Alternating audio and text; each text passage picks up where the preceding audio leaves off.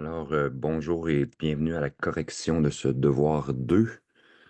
Donc, sans plus tarder, on va commencer avec le numéro 1. Je vais donc aller partager ça. Euh, Comment je fais déjà? Il est possible que les réflexes de Zoom soient un petit peu rouillés, mais ils vont revenir. Donc, voilà. On commence avec donc ce numéro où on avait un système d'équations dans lequel il y avait un paramètre, le paramètre K, et selon la valeur qu'on va accorder au paramètre, bien, on va avoir soit une solution unique, soit une infinité de solutions, ou alors aucune solution. Et donc là, la première étape, c'était d'écrire le système dans sa forme augmentée. Donc, on va commencer par faire ceci. Donc, solution. Donc, la forme augmentée du système, on a dans la première équation un x, 0y et un z. Ensuite, on a la barre de la partie augmentée. Et à droite du signe d'égalité, on a 2. Pour la seconde équation, on a 0x moins y et le coefficient devant z, c'est k. Donc ça, c'est un paramètre réel dont on ne connaît pas la valeur. Et finalement, la dernière équation, on a un x, un y et le coefficient devant z, c'est k carré moins k. Et on a ceci. Et à droite, on a k plus 1. Et donc, on sait que pour en arriver à parler de la nature du système, la nature des solutions d'un système d'équations linéaires, il faut au moins arriver à la forme échelonnée, hein. Donc, c'est écrit ici, la forme échelonnée. Évidemment, si on se rend à la forme échelonnée réduite, c'est encore mieux. Mais ici, on n'a pas besoin d'aller plus loin que la forme échelonnée. Donc, qu'est-ce que c'est que la forme échelonnée? Ben, on peut aller identifier les pivots. Le pivot de la première ligne, il est ici. Le pivot de la seconde, il est ici. Donc, jusqu'à maintenant, ça va bien, puisque les pivots sont à droite les uns des autres. Mais dans la dernière ligne, mais on remarque qu'il y a la valeur 1 qui n'est pas, donc 0, évidemment. Et ça veut dire qu'il faut s'en débarrasser avec les opérations sur les lignes. Donc, pour se débarrasser du 1, c'est ligne 3 moins la ligne 1. Et on va mettre ceci dans la ligne 3. Ce qui fait en sorte qu'on obtient ceci. Donc, la ligne 1 reste inchangée. 1, 0 et 1. Ensuite, j'ai 2 ici. Dans la deuxième ligne, je vais avoir 0, moins 1 et k. Et j'ai un 0 ici. Tandis que dans la troisième ligne, maintenant, je dois faire l'opération. 1 moins 1, ça fait 0. Ensuite, 1 moins 0, ça fait 1. K carré moins k moins 1, ça va me faire k carré moins k moins 1. OK, donc j'ai fait la troisième ligne moins la première. Et ensuite, k plus 1 moins 2, ça fait k moins 1. Donc, on fait l'échelonnage. Évidemment, c'est peut-être un peu nouveau dans la mesure où on a un paramètre ici, mais on traite l'échelonnage de la même manière. Et là, si je regarde les pivots, ils sont rendus où? Ben, j'ai un pivot ici. J'ai des pivots qui sont dans la deuxième colonne, et donc je dois me débarrasser du 1 qu'il y a ici. Et là, l'opération sur les lignes, elle s'impose d'elle-même, hein, c'est de faire ligne 3 plus la ligne 2, et on va mettre ça dans la ligne 3. Et on obtient donc dans la première ligne 1, 0, 1 et 2, alors que dans la deuxième ligne, ben, il n'y a rien de changé, 0, moins 1 et k. On a 0 ici. Et dans la troisième ligne, ben, on fait l'opération 0. 1 plus moins 1, ça fait 0. K carré moins k moins 1, ça fait, donc, plus k, ça fait k carré moins 1. Hein? K carré moins 1. Alors que k moins 1 plus 0, ça fait simplement k moins 1. On a donc ceci. Et là, ben, on peut regarder où sont rendues nos positions pivots, hein. Donc, on va regarder, évidemment. Je les encercle cette fois-ci en noir, là, ça ne change rien. Je n'ai pas besoin de me rendre dans la forme échelonnée réduite. Simplement la forme échelonnée. Et donc là, on sait que pour déterminer s'il y a une solution unique, une infinité de solutions ou aucune solution, ben, on doit regarder le rang de la matrice A, le rang de la matrice A augmentée de B. Donc, on peut appeler, euh, bon, comme on a l'habitude de faire, là, ici, on peut dire que ça, au départ, c'était, disons, ça, c'était A. Ça, c'est le vecteur de constante B. Et donc, quand on a tous ensemble, c'est rang de A augmenté de B. Donc, euh, pour qu'il y ait aucune... donc, on peut regarder ici, hein. Donc, ça ici, c'est K-1. Donc, c'est K carré moins 1. Et ça, c'est égal à 0 si et seulement si K carré est égal à 1. Autrement dit, si K est égal à plus ou moins 1. Donc, si K est égal à plus ou moins 1, alors on a un 0 ici. Et donc, quand K égale à plus ou moins 1, il faut regarder ici. Donc, on va répondre tranquillement. On va y aller une chose à la fois. Donc, si K égale 1, si K égale 1, ben, donc j'ai 0 ici, ça veut dire que le pivot est forcément peut-être à droite. Si K égale 0 ici, et ici je fais 1 moins 1, ça fait 0 ici. Donc, on a une ligne de 0. Donc, si K égale 1, la dernière ligne, c'est que des zéros, ce qui veut dire que le rang de A, ça veut dire qu'au fond, on a une variable libre, hein. Donc, on va l'écrire avec le théorème du rang. Ça veut dire que le rang de A est égal au rang de A augmenté de B. C'est égal à 2, mais 2, c'est strictement plus petit que 3, hein. Donc, la colonne, on a 3 colonnes ici, donc, parce qu'on a 3 variables. Et donc, ça implique qu'on a une variable qui est libre, une colonne qui est libre. Ce serait x3 ici, ou plutôt z. Et donc, on a une infinité de solutions, hein. C'est comme ça qu'il faut réfléchir. Il faut regarder toutes les valeurs possibles, donc infinité de solutions.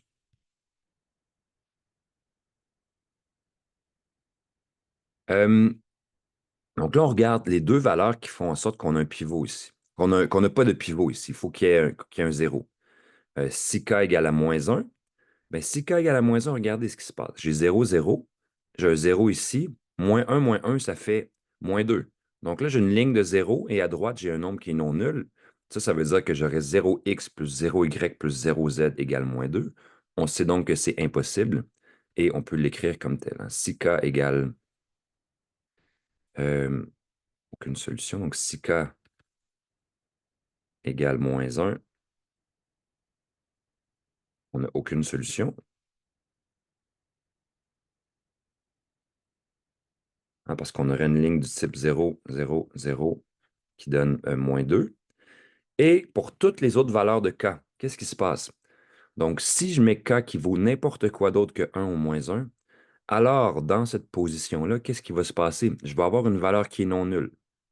Ce qui veut dire que je vais avoir un pivot ici, un autre pivot ici, un autre pivot ici. Et donc, avec 3 pivots, je suis assuré que le rang de A va égaler le rang de A augmenté de B, va donner exactement le nombre de variables. Et donc, là, on a une solution unique. Je peux donc aller conclure peut-être sur une autre page. Euh, donc, finalement, je vais l'écrire ici. Donc, finalement,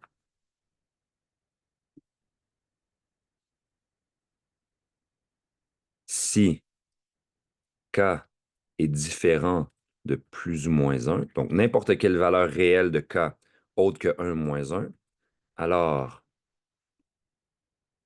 le rang de A va égaler 3. Donc, et ça, c'est égal au rang de A augmenté de la colonne des constantes B. Et ça donne 3. Et donc, et 3, c'est égal au nombre de variables.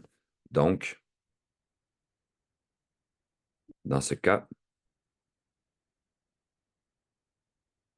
le système possède une infinité de solutions. Plutôt une solution unique, hein, possède une solution unique.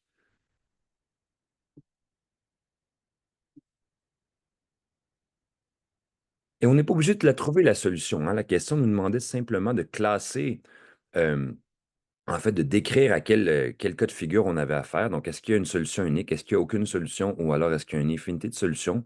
Et tout ça, ben, ça se fait en utilisant le théorème de classification des solutions des systèmes d'équations linéaires. Donc, en étudiant le rang de la matrice A et le rang de la matrice A augmenté de B, ce qui nous obligeait à nous rendre au moins à la forme échelonnée. Donc, ça complète la première question de ce devoir. Je vais donc aller chercher la seconde. On va aller ici, on va tout de suite se rajouter une deuxième page.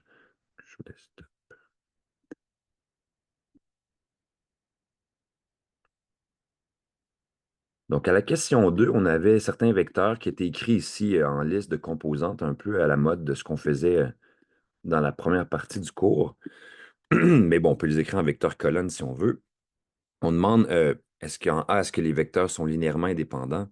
Donc, il y a deux manières de regarder ça. Deux vecteurs sont linéairement indépendants si et seulement si, lorsqu'on les place en colonne, la matrice ainsi obtenue a comme seule solution de l'équation homogène le vecteur 0. Mais lorsqu'il y a simplement deux vecteurs, on sait que ça, c'est équivalent à demander à ce qu'ils ne soient pas parallèles. Donc, ça, je vais l'écrire ici, hein. Donc, au numéro A, deux vecteurs sont linéairement indépendants si et seulement si ils ne sont pas parallèles. Puisque aucun scalaire, disons K, permet d'écrire U égale K fois V, alors les vecteurs U et V sont linéairement indépendants. OK, donc là, ici, on a une famille de deux vecteurs. Si je voulais euh, multiplier U par une constante K de sorte que j'obtiens V, il faudrait que cette constante-là soit une demi, hein. Pour passer de 2 à 1, je dois multiplier par une demi. Or, si je fais 3 fois une demi, j'obtiens 3 demi, je n'obtiens pas moins 3. Donc, U et V ne sont pas parallèles, ou autrement dit, là, ne sont pas collinéaires, et ça nous assure de leur indépendance linéaire. Autre manière, donc, autre manière, c'est, regardez ici, ben, peut-être qu'on va le voir avec l'autre numéro en B, hein. Donc, je vais rappeler la théorie ici. Donc, en B, de manière plus générale, pour tester si une famille de vecteurs est linéairement indépendante. Donc là, je rappelle la théorie, à vous d'aller voir dans les notes de cours si jamais vous voulez un petit peu plus de détails, mais ça peut être bien de se rappeler un peu. Donc, pour tester si une famille de vecteurs est linéairement indépendante, on forme une matrice A avec ces vecteurs comme colonne. Alors, la famille, alors l'indépendance, en fait, la famille est linéairement indépendante si et seulement si le vecteur 0 est l'unique solution de l'équation homogène. Hein, l'équation homogène, c'est l'équation AX égale 0. Donc, c'est ce qu'on va faire ici. Donc,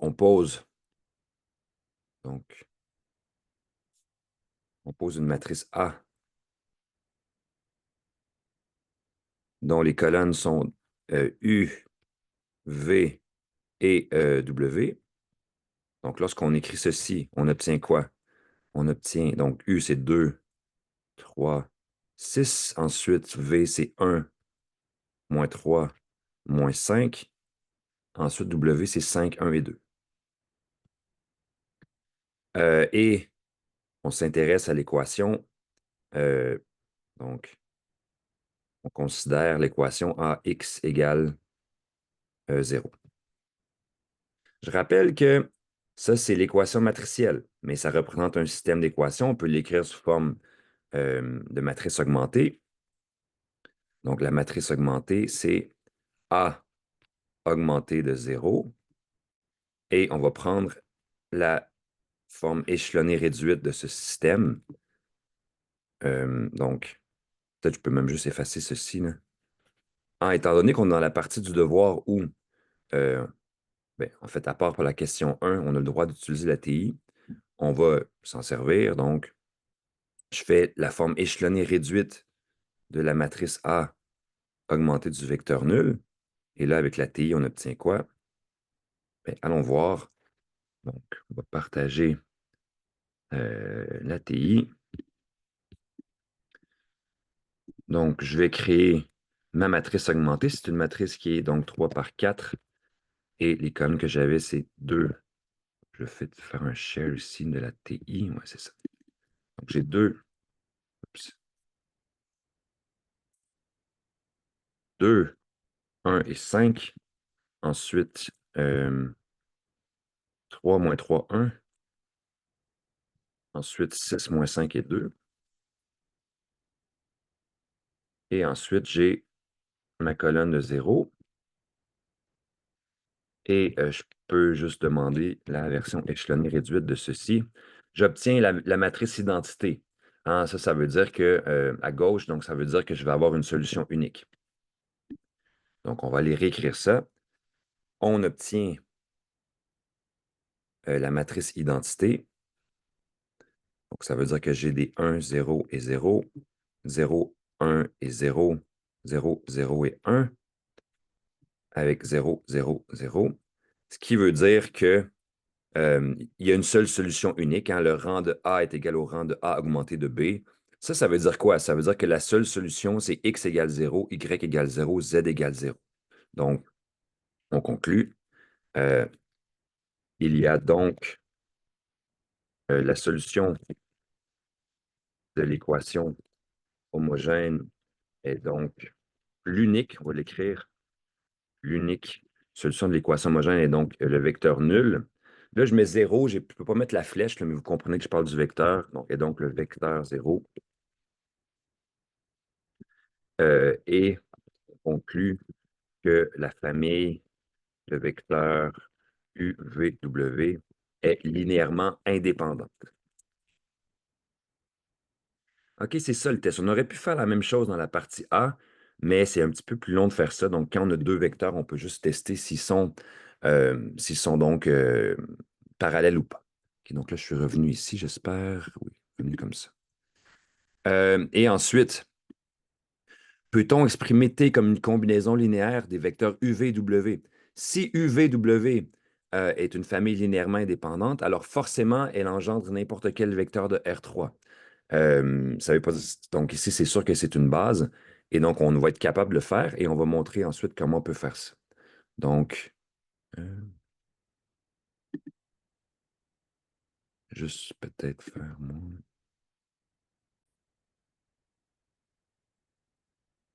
Alors, je remets le partage. Au numéro C, donc, on se demande si on peut exprimer, comme je disais, T comme une combinaison linéaire. Puisque UVW sont trois vecteurs de R3 qui sont linéairement indépendants, on est certain que ça forme une base. Hein. Ici, lorsqu'on écrit la matrice, ça donne l'identité. Ça veut dire que cette matrice-là, ici, son déterminant, il est non nul. Et donc, la famille forme une base. Et lorsqu'on a une base, bien évidemment, ça doit engendrer tout l'espace. Donc, on peut la trouver, hein, cette combinaison linéaire-là. Je rappelle une chose avec laquelle je vous ai cassé les oreilles, une chose que je vous ai demandé de graver dans votre mémoire. Je vous ai dit, donc, multiplier un vecteur par une matrice revient à créer une combinaison linéaire des colonnes de cette matrice et une combinaison linéaire, combinaison dont les coefficients sont les composantes du vecteur qui est multiplié. Et donc, ça, c'est la clé de voûte un peu de tous ces numéros-là, hein, de relier la multiplication matricielle avec l'idée d'une combinaison linéaire. Donc, quand on vous demande de trouver une combinaison linéaire, il faut passer par la multiplication matricielle. Or, on sait que la multiplication matricielle, ça revient à solutionner un système d'équations linéaires. Donc, tout ça pour dire que on cherche donc des coefficients. Je cherche donc des coefficients x1, x2, x3, tels que t, le vecteur t, est égal à x1 fois u plus x2 fois v plus x3 fois w. Donc là, ici, je n'ai pas la notation avec les flèches, là, mais on comprend ici que u, v, w sont les vecteurs précédents. Ceci revient à trouver la solution de l'équation matricielle suivante.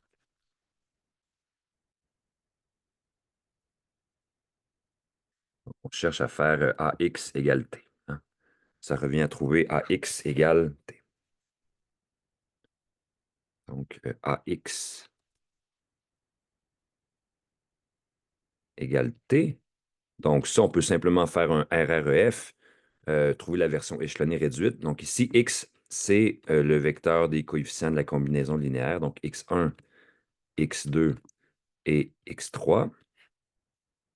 Et donc, avec la TI, on peut faire, on considère la matrice augmentée A augmentée du vecteur T. Donc, avec la TI,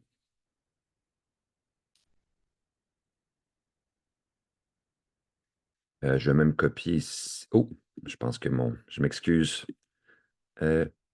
Share. Ah, merde. Je sais pas comment je peux.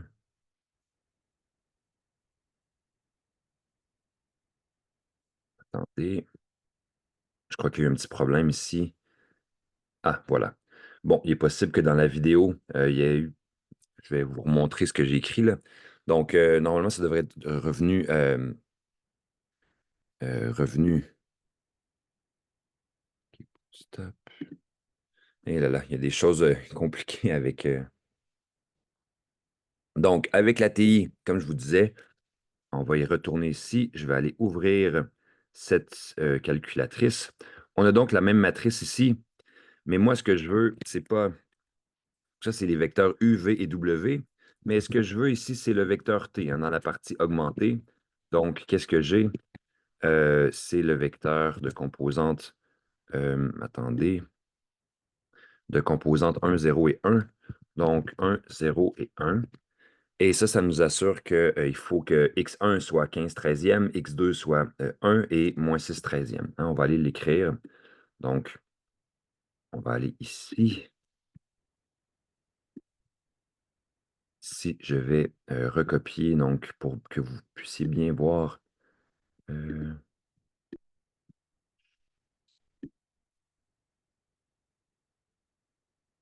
Donc, si on recopie ceci, donc avec la TI, on obtient ça. Je vais juste indiquer clairement que cette matrice-là, c'est la matrice donc A augmentée de T, augmentée de T. Et donc, on a notre solution ainsi. Ben, le vecteur T, on peut l'écrire comme étant 15 treizième fois le vecteur U, plus une fois le vecteur V, moins 6 treizième fois le vecteur W. Et ça, ben, c'est très, très facile à vérifier. Hein. Si on voulait vérifier ceci, regardez. Donc, je peux faire 15 treizième. Donc, si je fais 15 treizième fois, je vais faire un vecteur donc, colonne. 3 lignes, une colonne. 2, 3 et 6. Plus le vecteur colonne W. En fait, le V plutôt. 3 et 1. Qui était 1, moins 3 et moins 5. Alors qu'on a enfin moins 6 treizième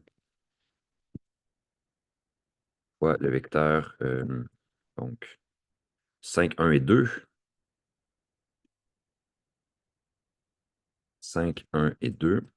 Ça nous donne le vecteur 1, 0 et 1. Donc là, on voit très, très clairement ici que la combinaison linéaire de U, V et W, elle nous donne le vecteur t. Et donc, ça vaut peut-être même la peine de revenir et de rajouter ça à notre solutionnaire officiel. Donc, si je rajoute ça, hein, comme ça, on voit un peu comment vérifier. Ce que je veux faire, c'est plutôt ça. Voilà. On peut illustrer la manière de vérifier ces choses-là avec... Oups, c'est pas ce que je voulais faire. Attendez. Ça ici.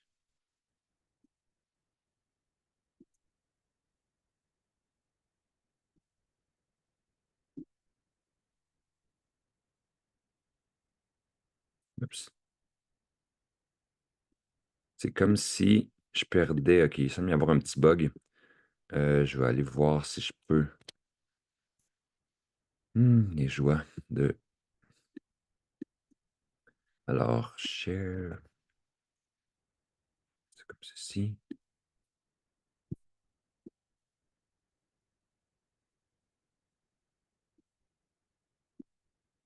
Voilà. Donc, ça, c'était notre forme. Et voilà, on a donc complété le numéro 2. On peut donc passer au numéro suivant. Donc, le numéro après 2, 2 plus, ça nous donne 3. On va aller chercher ce numéro-là. Donc, on a une application linéaire, hein, ou une transformation linéaire, hein, ça veut tout dire la même chose. Et là, on a la question. On nous dit que l'application est linéaire. On nous dit également qu'elle est... donc, on nous dit également ce qui est fait à certains vecteurs, hein. Donc là, ce qu'on va faire, c'est que, bon, on en a parlé en classe, trouver la matrice canonique. Donc, on va faire au numéro A. Donc, A, soit en A majuscule, la matrice canonique recherchée. Recherchée. Et U1, U2, U3, les trois vecteurs d'entrée décrits dans l'énoncé, de même que V1, V2 et V3, les trois vecteurs images associés. Autrement dit, qu'est-ce qu'on a en fait ici? Regardez, on peut écrire tout ceci de la manière suivante. On a, donc la première information qu'on nous donne, c'est que T de U1, ça donne V1. Okay, donc on a T de U1, c'est égal à V1. Et ça, puisque T est une transformation linéaire, mais son action est équivalente à la multiplication par la matrice canonique. Ça veut dire que A fois la matrice A fois le vecteur U1 me donne V1. De manière tout à fait similaire, T de U2, c'est V2. Et donc, ça veut dire que A fois U2, ça me donne V2. Et finalement, on a T de U3 qui me donne V3. Et ça veut dire que quand je fais A fois V3, fois U3, ça me donne V3. OK? Donc là, normalement, si U1, U2, U3, c'était les vecteurs de la base canonique, on aurait eu tout de suite les colonnes de la matrice canonique. Mais ici, ben, on a d'autres vecteurs, hein. U1, U2 et U3, c'est 2, -1, -1, 1, 0, 2 et 1, -1, 4. Hein? Vous voyez sur mon curseur ici, ça c'est U1, ça c'est U2, ça c'est U3, et ça c'est V1, V2 et V3. Donc, on remarque que par... Donc, on va poser des matrices suivantes. Donc, on pose... Je vais créer une matrice grand U dont les colonnes sont U1, U2 et U3. Ça veut dire quoi? On va l'écrire explicitement. U1, c'est 2 moins 1. U2, c'est 1, 0 et 2. Alors que U3, c'est 1 moins 1 et 4. Donc, ça, c'est U1, U2, U3. On va aussi poser une autre matrice.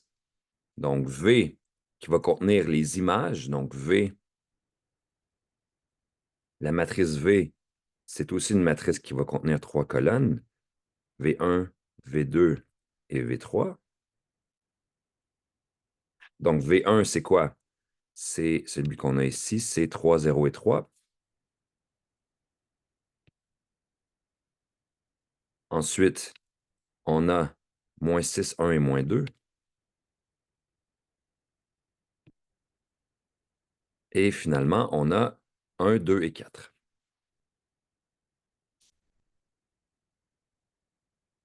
Bien, d'écrire les propriétés de la multiplication matricielle nous disent que A fois U1, c'est V1. Donc, autrement dit, A fois ce vecteur-là va me donner ce vecteur-là. Suivez le mouvement de mon curseur. Hein.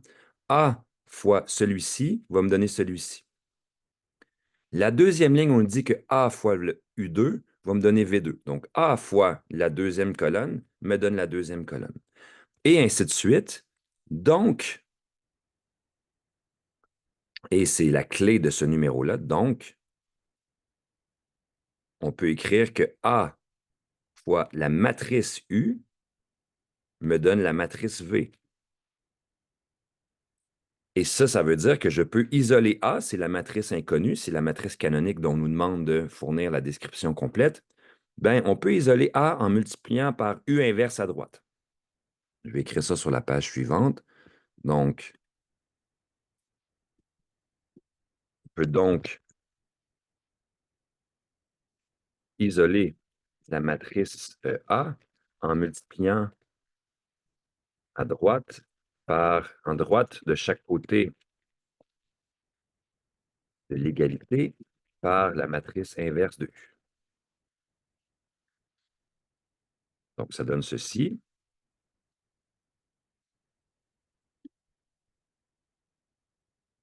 Autrement dit, regardez, là, on avait, donc on avait A fois U qui donne V.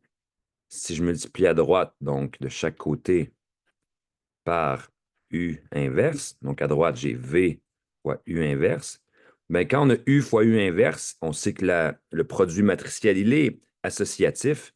Donc, on obtient simplement que A, c'est égal à V fois U inverse.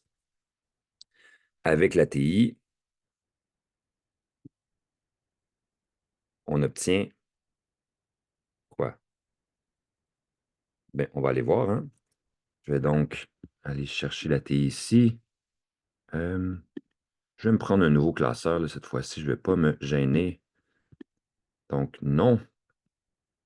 Je vais définir cette matrice U-là. C'est une matrice 3 par 3.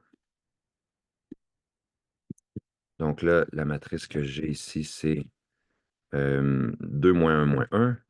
2 moins 1 moins 1. Ça, c'était U1. Ensuite, 1, 0 et 2. Et ensuite, 1, moins 1 et moins 4. 1, moins 1 et moins 4. Alors que la matrice V, qui est aussi une 3 par 3, va être 3, 0, 3. Moins 6, 1 et moins 2. Et 1, 2 et 4. Donc, on avait dit que pour trouver A, il fallait faire V fois U inverse. V fois U inverse. On peut le faire comme ça avec la TI. Ça nous donne cette affaire-là. Hein? C'est la matrice canonique. Et donc là, je vais aller recopier ça dans mon classeur, simplement pour que vous puissiez garder une trace de ce qu'on a fait avec la TI. Donc ici, comme ceci.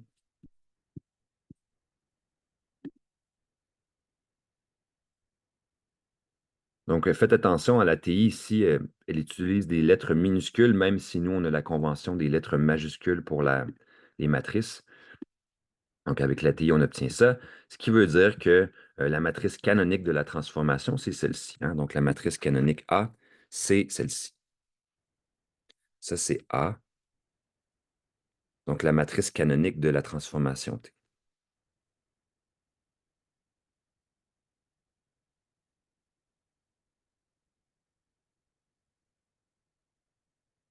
de la transformation T. Et donc, c'est un truc lorsqu'on a, au lieu d'avoir un accès directement au vecteur de la base canonique, ben, on peut utiliser cette technique-là et on verra même plus tard dans le devoir, à un autre moment donné, où on va pouvoir s'en servir. Donc, ça complète le numéro A de la question donc 3. Si on va à la partie B, on avait donné une formule explicite pour T.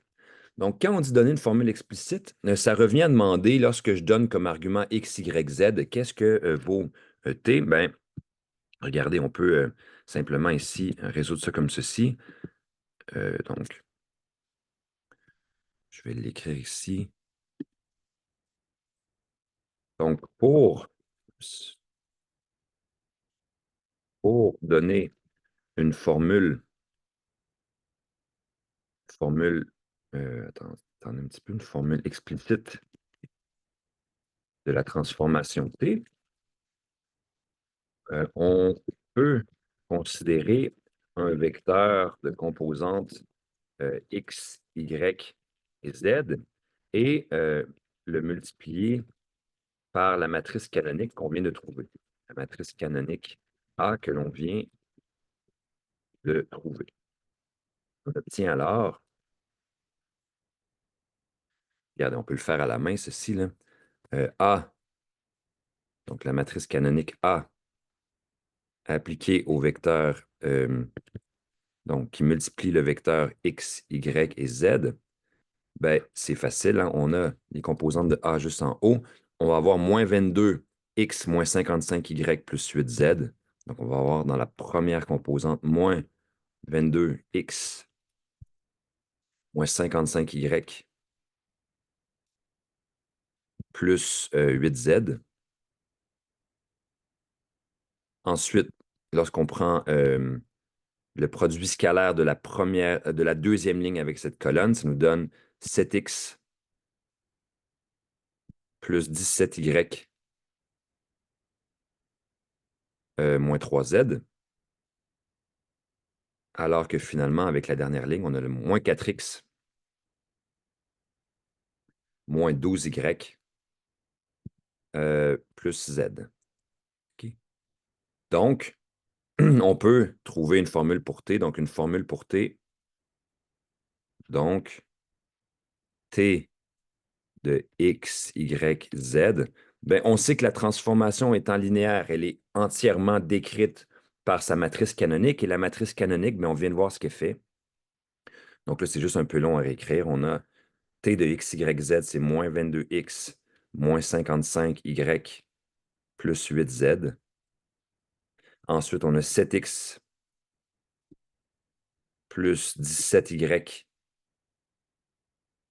moins 3z. Et enfin, moins 4x moins 12y plus z.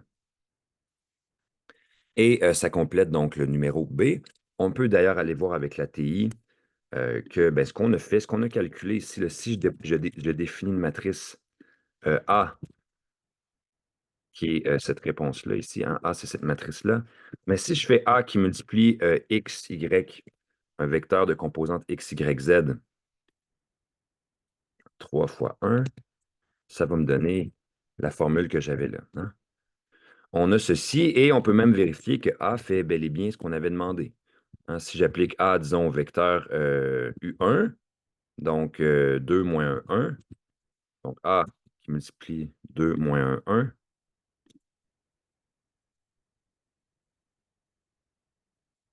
c'est supposé donner 3, 0 et 3.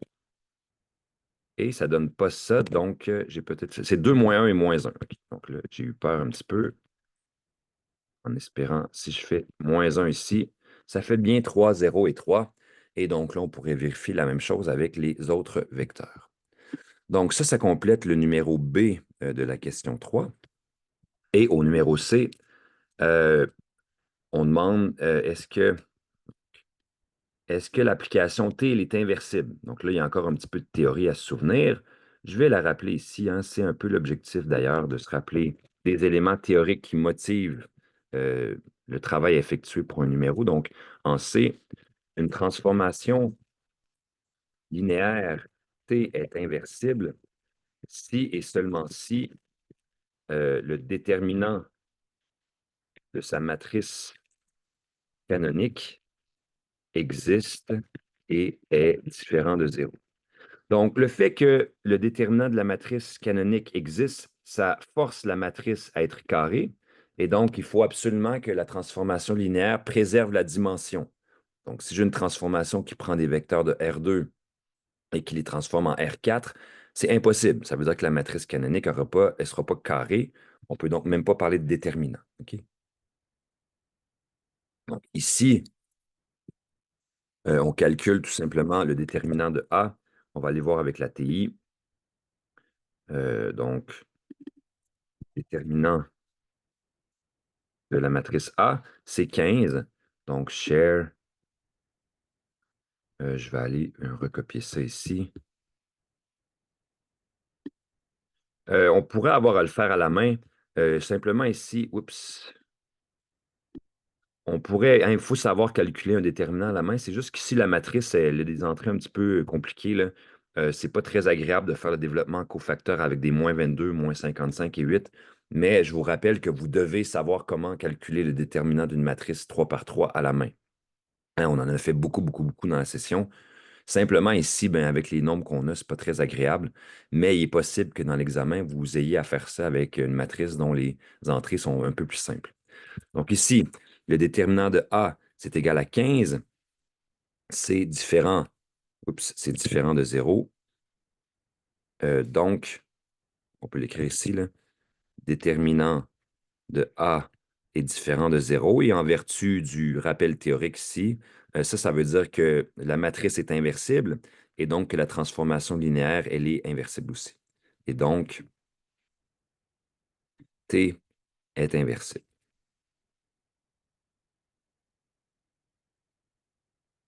Ce qui complète donc le numéro 3.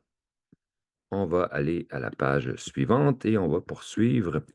Donc, juste peut-être faire une petite pause ici.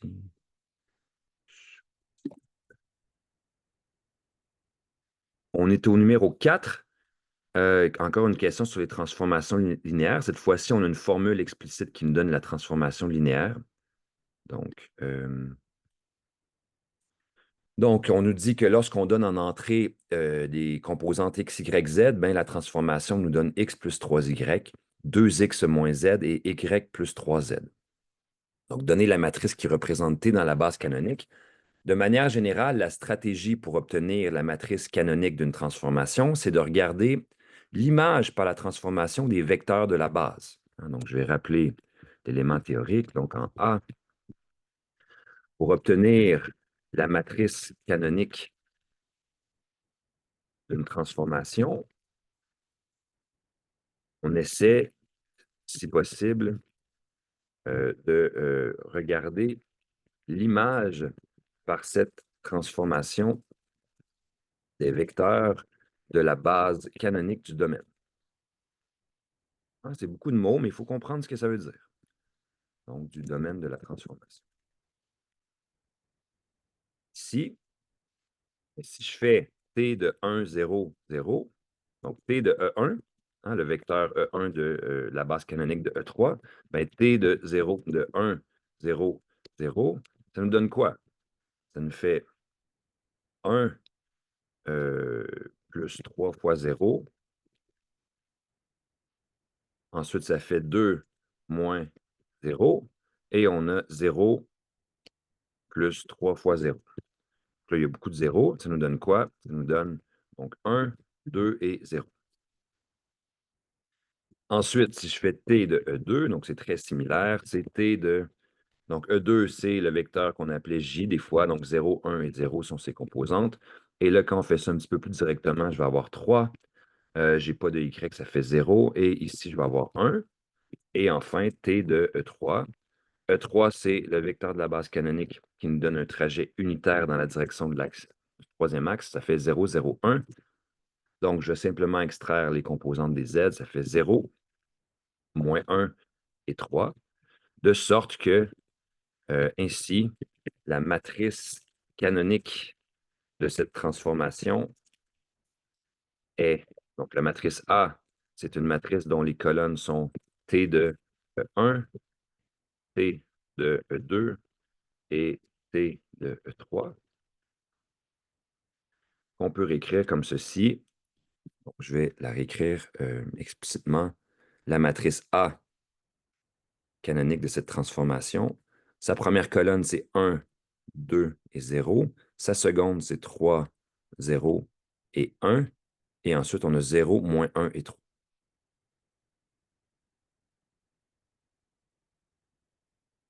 On nous dit, est-ce que cette application-là, elle est bijective? Donc là, ici, je l'ai mentionné en classe à quelques reprises. Donc, la matrice, donc l'application est bijective, ça veut dire inversible dans notre cas, hein. Donc, l'application est bijective si elle est inversible. Et donc, il s'agit simplement de calculer le déterminant de la matrice canonique de la transformation. Donc, vous voyez ici, au lieu de le faire par la TI, on va le faire nous-mêmes. Donc, je peux faire déterminant de A.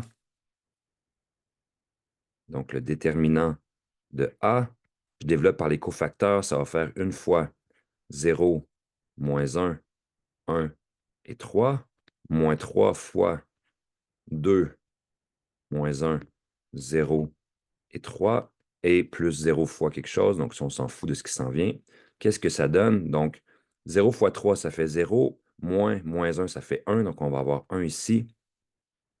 Et on a moins 3 fois 2 fois 3, ça fait 6.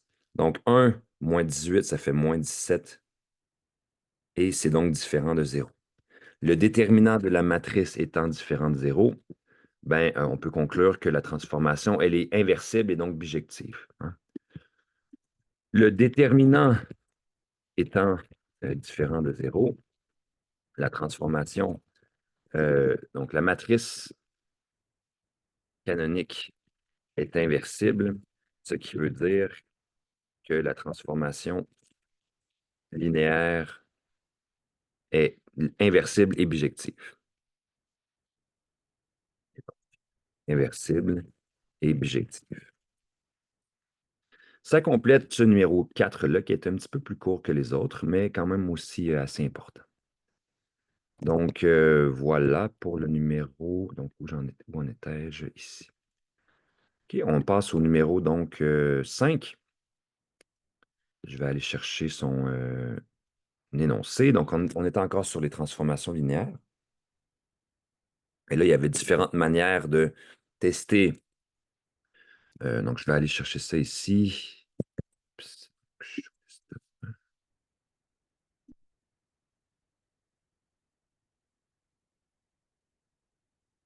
Donc, au numéro 5, on a 3 transformations linéaires et on demande est-ce qu'elles sont linéaires ou non. Donc là, ici, un rappel important. Rappel, et ça, c'est crucial, hein. Donc, rappel, si une transformation est linéaire, alors t de 0 égale 0, hein. Autrement dit, une transformation linéaire doit préserver l'origine. Elle ne peut effectuer de translation de l'origine. Et donc, si vous vous rendez compte que quand vous mettez le vecteur nul en entrée d'une transformation et que ce que vous obtenez à la sortie, c'est autre chose, ben ça veut dire que la transformation est assurément pas linéaire. Et donc là, il y avait une indication, on disait, vous pouvez montrer algébriquement. La beauté de cette définition-là, je l'ai dit, c'est que il y a 2 opérations très, très fondamentales qu'on peut effectuer sur des vecteurs dans leur version la plus, disons, standard, hein, comme des trajets. Ben, lorsque j'additionne 2 trajets, je les compose au fond, et lorsque je les multiplie par un scalaire, je les rends plus grands ou plus petits, ou potentiellement je change leur orientation sans changer leur direction. Et donc, une transformation est linéaire si elle préserve ces opérations-là. C'est-à-dire que donc, la transformation d'une somme, c'est la somme des transformations, alors que la transformation d'une multiplication scalaire, c'est la multiplication scalaire de la transformation. Donc, c'est une très belle définition, mais elle n'est pas pratique lorsqu'on veut vérifier la linéarité d'une transformation. Quand on veut montrer qu'une transformation est linéaire, on peut juste exhiber la matrice canonique. Okay? Donc, pour exhiber la matrice canonique, ben, on regarde comme dans le numéro précédent. Donc ici, là, je soupçonne qu'en A, par exemple, que la transformation elle est linéaire parce que je vois qu'il n'y a pas de facteur qui déplace, que les équations qu'on a, ce sont les équations de degré 1 et qui sont de type linéaire. Donc, on pourrait essayer de trouver, la matrice canonique de cette transformation-là. Donc, en A, ici en A, donc T de 1 et 0, ça me donne quel vecteur? Ça me donne le vecteur, donc en X, je vais avoir 3, en Y, je vais avoir 0, et ensuite en Z, j'ai moins 1. Alors que si je prends, donc si la base ici, c'est R2, ça veut dire que j'ai deux vecteurs dans la base canonique. Ça ici, c'est E1.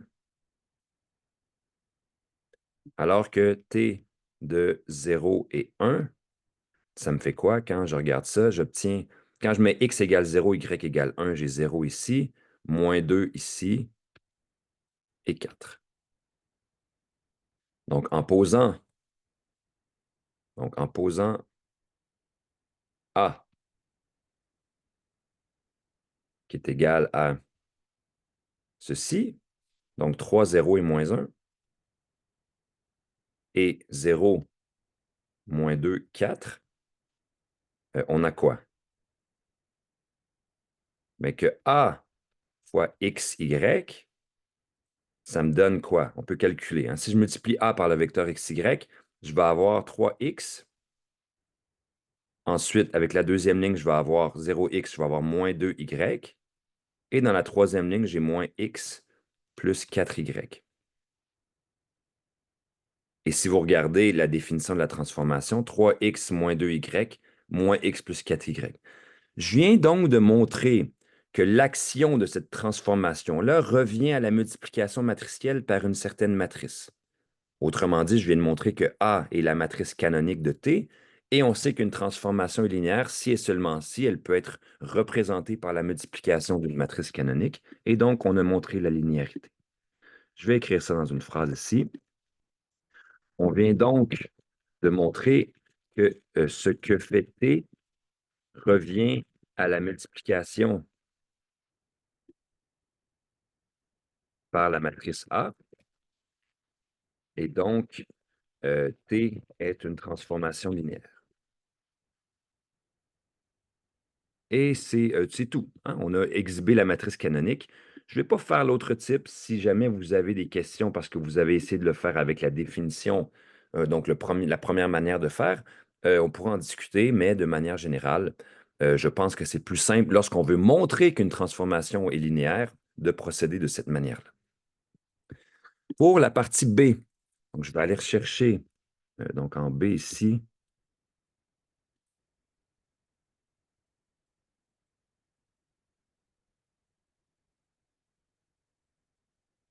Donc, pour la partie B, on remarque que j'ai donc 3x, c'est linéaire, 2x plus y, plus 4. Pas 4 fois z, plus 4.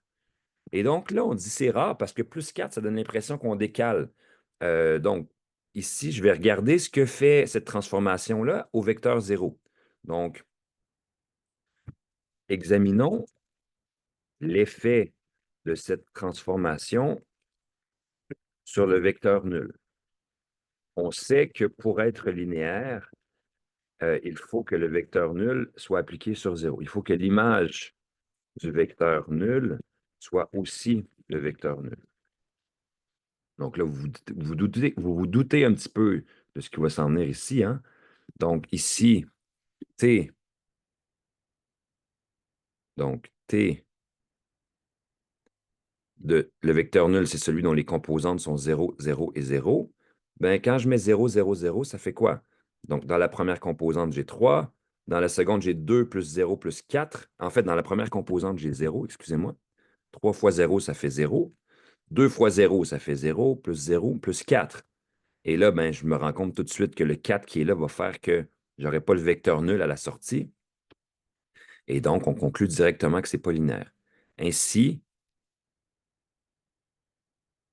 t, là, je vais l'écrire de manière vectorielle du vecteur 0, n'égale pas le vecteur 0. Et donc, t ne peut pas être linéaire. T n'est pas linéaire. Hein, donc, on s'est servi d'un critère très direct.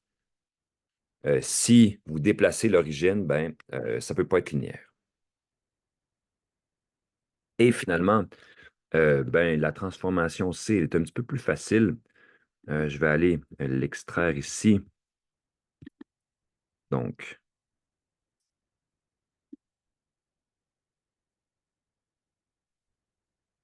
ben ici, c'est une transformation qui prend n'importe quel vecteur de R2 et qui l'applique sur l'origine. Donc, on peut poser la matrice. Quelle matrice est telle que, peu importe ce que je lui donne, elle va, lorsque je la multiplie avec un vecteur, ça va donner 0. Mais c'est la matrice qui contient que des zéros. Donc, on pose, en posant A, qui est une matrice 2 par 2, donc, dont chacune des entrées est le vecteur nul, et en fait est 0, on a clairement, on a que la matrice A qui multiplie le vecteur XY donne 0, 0. Autrement dit, la matrice A fait exactement ce que fait la transformation T, et donc T est linéaire.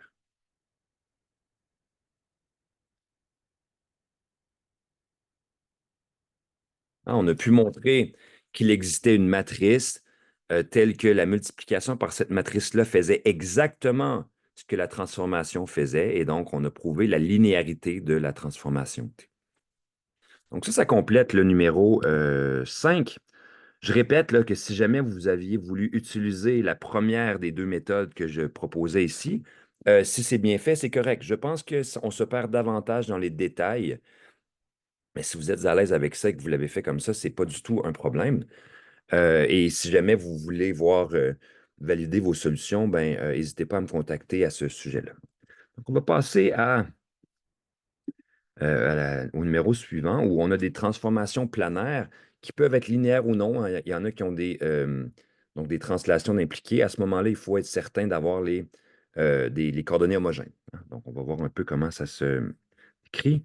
On va commencer avec A.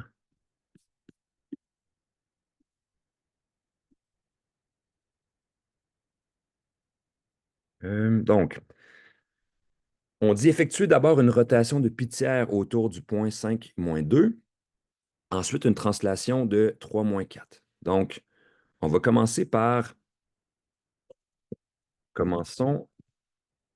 par décortiquer la rotation autour d'un point qui n'est pas l'origine.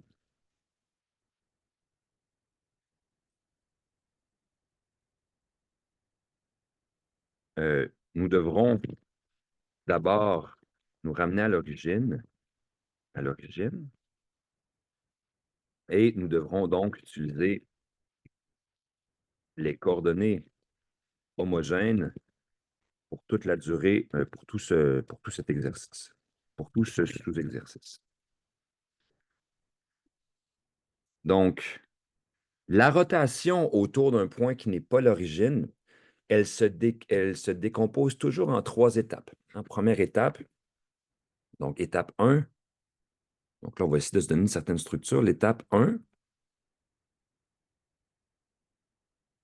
c'est translation qui va nous ramener à l'origine. Donc, dans ce cas-ci, puisque le point de départ était 3 et moins 4, c'est une translation de moins 3 et plus 4, hein. Je peux peut-être le dessiner un petit peu ici là, rapidement. Donc, si on était au point de coordonnées 3 et moins 4, c'est ici.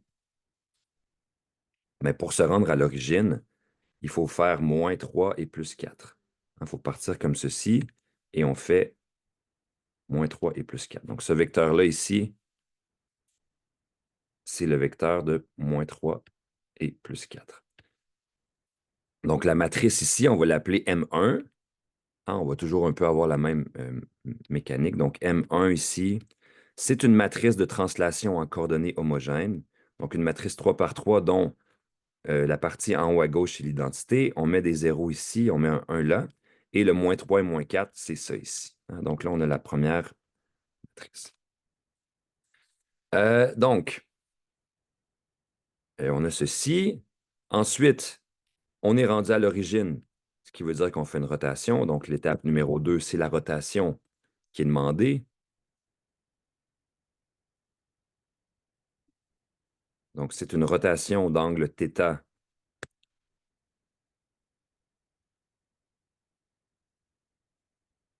d'angle θ égale pi sur 3. Donc, ça veut dire que la matrice de rotation ici, en coordonnées homogènes, on ne peut plus écrire, parce que la rotation elle-même, il y a une matrice canonique 2 par 2, mais puisqu'on a déjà utilisé les coordonnées homogènes, on doit continuer là-dedans. Donc, M2 ici, ça va être une matrice dont la partie en haut à gauche va être la matrice de rotation. Donc ici, on va simplement se rappeler que cos de pi sur 3, pi sur 3, ça va être une demi, alors que le sin de pi sur 3, c'est racine de 3 sur 2. Donc là, il faut écrire ça comme ceci. On va avoir cos de pi, donc on va avoir une demi ici. On va avoir racine de 3 sur 2 ici. On va avoir moins racine de 3 sur 2 ici et une demi ici. Alors qu'on a 0, 0, 1 et 0, 0 ici. C'est donc la matrice qui représente la rotation en coordonnées homogènes. Donc ici, en haut à gauche, dans la matrice 2 par 2, c'est la matrice canonique d'une telle rotation. Et on remplit le reste avec des zéros juste en bas à droite ici, qui est un 1. Donc là, on a fait la rotation. Il faut se ramener à là où on était au départ. Donc la troisième étape.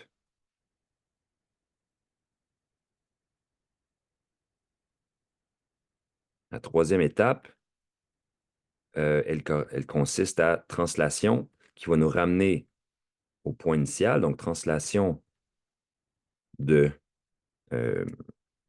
Donc, de 3 et moins 4, on veut retourner là où on était, donc 3 et moins 4. Donc là, on a complété, après ça, on va avoir complété la partie rotation autour du point 3 et moins 4. Donc, cette matrice-là ici, c'est le même principe. C'est une matrice de rotation en coordonnées homogènes. On a l'identité en haut à gauche. On a les coordonnées de la translation ici. On met des zéros là et on met un 1 ici. Donc là, on a complété la rotation autour de ce point-là. Par contre, il faut faire la dernière étape qui était une translation. Donc, la dernière étape, c'est une translation de vecteur.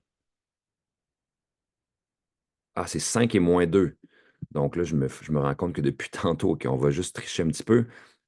J'ai mal lu. Donc, la rotation, c'est autour du point 5 et moins 2. Et ensuite, on fait la translation 3 et moins 4. Donc, allons corriger avec la magie ici. Donc, la rotation. Donc, on va essayer. Je vais devoir effacer tout ça ici. Mais dans un certain sens, on va se rendre compte que c'est toujours le même principe.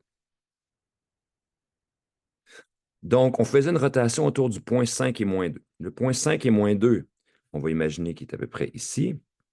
5 et moins 2. Et donc, pour me ramener à l'origine, je dois faire moins 5 et plus 2. Donc, la première étape, ça va être une translation de moins 5 et plus 2. Donc, j'ai moins 5 ici et plus 2. Ensuite, pour la rotation, c'est tout à fait correct. Je fais la même rotation. C'était bien une rotation de pi tiers. Et ensuite, je dois me ramener au point 5 et moins 2, ce qui veut dire qu'ici, je vais avoir 5 et moins 2.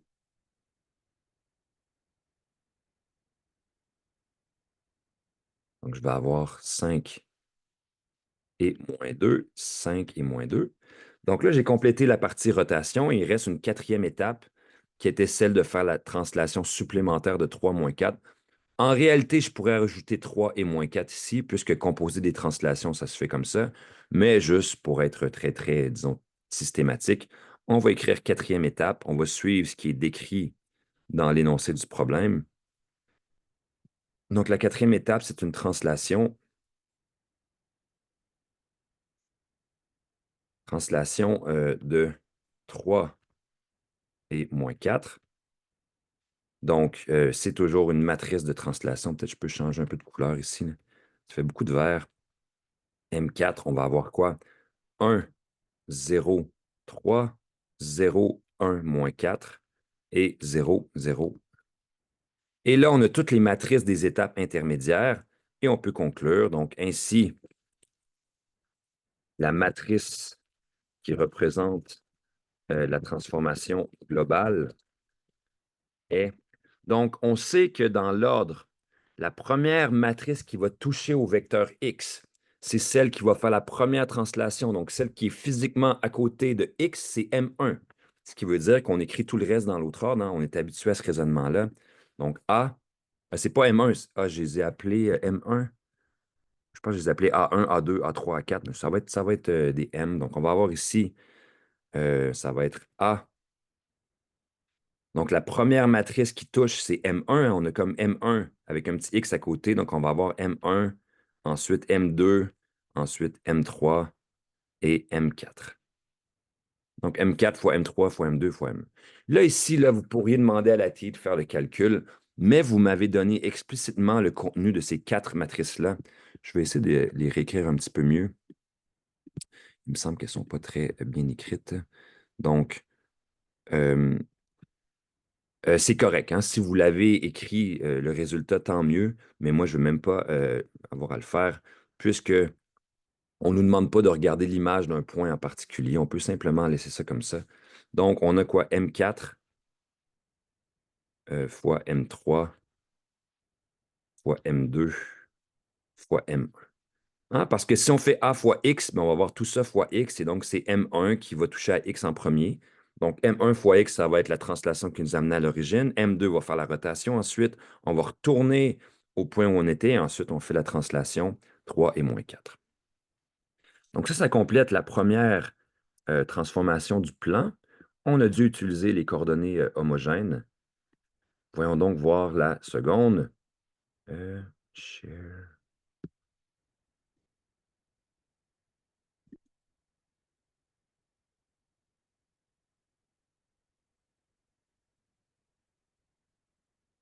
Donc, on effectue ici une transvection verticale qui garde E2 inchangé, qui applique E1 sur E1 plus 3 E2.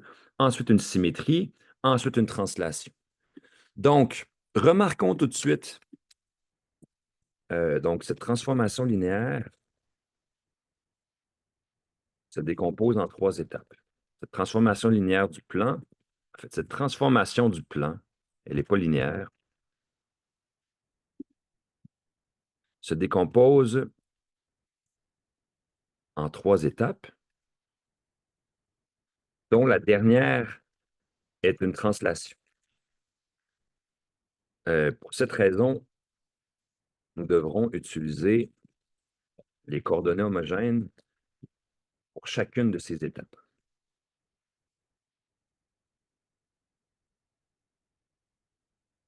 Chacune des étapes. Donc, on va y aller, on va décomposer, hein. Donc, A. Donc, la première étape en 1, c'est la transvection verticale. Donc, T de E1, ici, on nous dit que c'est le vecteur E1 plus 3 E2, donc c'est 1,3. Et T de E2, c'est le vecteur E2. Donc, E2, les composantes de E2, c'est 0 et 1. Donc là, je les écris un petit peu de manière plus concise. On a ceci, hein? C'est 0 et 1. Donc, T de E2, c'est inchangé. Donc, et donc, la matrice canonique de cette transvection est la matrice suivante. Ben, on va l'appeler A.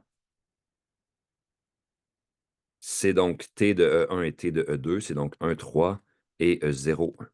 Hein, c'est une matrice canonique d'une transvection verticale. Donc, E1 est appliqué sur 1, 3 et E2 est tel quel. Donc, la matrice A ici, elle est donnée en coordonnées. On va l'appeler A1 ici, hein, parce que c'est la première des trois étapes. Et en coordonnées homogènes, cette matrice-là, c'est quoi? Donc, en coordonnées homogènes. Donc là, on fait un peu d'abus de notation. On va l'appeler A1 quand... Non, en fait, je vais garder A comme ça ici. Je vais simplement appeler ceci A. Et on va appeler A1 la version finale, celle qui est en coordonnées homogènes. Donc A1, c'est quoi? C'est la matrice canonique ici, 1, 0, 3 et 1, alors qu'on a 0, 0 partout ailleurs, sauf un 1 en bas à droite. Donc ça, c'est la version homogène de la matrice qui fait la transvection verticale de la première étape. Ensuite, on a une symétrie par rapport à la droite, y égale moins x. Donc, en deux, on a une symétrie par rapport à la droite, y égale moins x. Donc, regardons l'effet d'une telle symétrie sur les vecteurs E1 et E2 de la base canonique. Comme ça, on va pouvoir trouver la matrice canonique et encore une fois, on va obtenir la version homogène comme on vient de faire. Donc, je vais garder tout simplement cette transformation-là. Donc, on a un premier axe, on a un deuxième. Y égale moins x, ça veut dire quoi? Ça, c'est une droite qui est de pente moins 1 qui passe par l'origine. Et donc, si je prends le vecteur 1, il va être appliqué sur le vecteur ici. Et si je prends le vecteur E2, il va être appliqué sur le vecteur ici. Hein? Donc, c'est ce que ça fait. T, donc ça, vous pouvez vous en convaincre, hein, il faut que les angles soient pareils. Donc, E1, c'est le vecteur en jaune, il va être appliqué sur celui-là ici, et le vecteur E2, et vous pouvez le vérifier avec les coordonnées. Hein. Donc,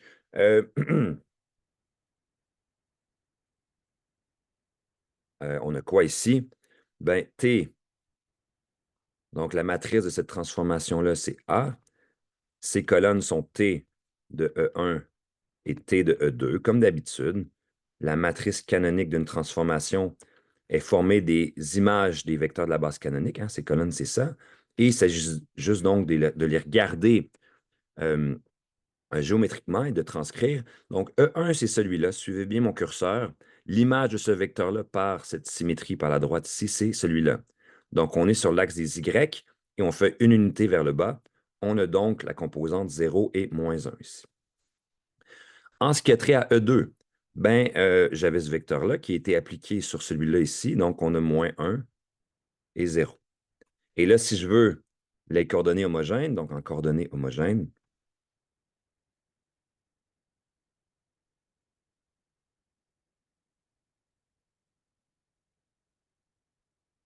on a quoi? On a donc A2. On va avoir donc en haut à gauche la matrice qu'on vient de trouver, la version canonique, 0, moins 1 et 0. On met des zéros partout ailleurs, à part ici, lorsqu'on doit donc mettre un. Et là, on a la matrice A1 et A2 qui représentent respectivement les deux premières étapes de notre transformation globale en coordonnées homogènes. Il reste à trouver la matrice de la translation, et ça, on peut l'avoir directement. On a une translation de moins 1 et 4. On peut faire ça tout de suite. Donc, en 3, translation de moins 1, 4. Donc, ça, on peut fournir directement la matrice canonique ici. Donc, ici, on va l'appeler A3. Pas la matrice canonique, mais la matrice qui représente cette transformation en coordonnées homogènes. Donc, la translation, on sait qu'on a 1, 0, 0 et 1. On va avoir 0, 0 ici et un 1 ici, et on met les composantes de la translation, moins 1 et 4. Et là, ici, on dit que, encore une fois, pensez à l'ordre. D'abord, c'est une transvection verticale. La matrice en coordonnées homogènes qui représente cette transvection-là, c'est A1. Donc, la première matrice qui va toucher à un input X, c'est A1. Hein? Donc, on peut conclure ici, ainsi, la matrice qui représente, donc la matrice A qui représente cette transformation est obtenue par ceci. Donc, A, ben, ça va être A3 fois A2 fois A1, hein, pour les raisons qu'on expliquait là, à maintes reprises. J'espère que maintenant c'est bien clair. Donc, c'est A3 fois A2 fois A1. Pourquoi? Mais si je veux faire A fois X, ben, ça va revenir à faire A1, en fait A3 fois A2 fois A1X. Et donc, c'est bel et bien la transvection qui va être appliquée sur X en premier. Donc, excusez-moi, là, je l'ai écrit un petit peu vite et tout croche, mais notre réponse finale ici, c'est bien celle-ci. Et encore une fois, si vous vouliez faire le calcul avec la TI, c'est tout à fait correct, mais on ne ferait pas ça à la main de toute manière. Vous m'avez donné, donc on a donné ici le contenu explicite de A1, de A2 et de A3. Ce sont des matrices 3 par 3. Ce produit-là est parfaitement défini et c'est donc tout à fait correct comme réponse finale. Et il restait une transformation. Cette fois-ci, on va aller la chercher donc, comme ceci. Donc, la dernière transformation, elle est vraiment, elle, c'est une transformation qui est linéaire. Il n'y a pas de translation impliquée. Okay? Donc, on va pouvoir regarder des matrices 2 par 2. On va décomposer. On nous dit qu'on effectue d'abord une contraction horizontale de facteur 3 quarts. Okay?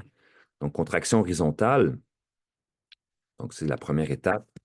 En 1, on a une contraction horizontale de facteur 3 quarts. Donc, regardons comment ça se traduit, ça, sur les vecteurs de la base canonique du plan. Si j'ai, disons, X et, hein, je vais prendre mon plan des XY, je vais le copier ici, juste à côté. Hop.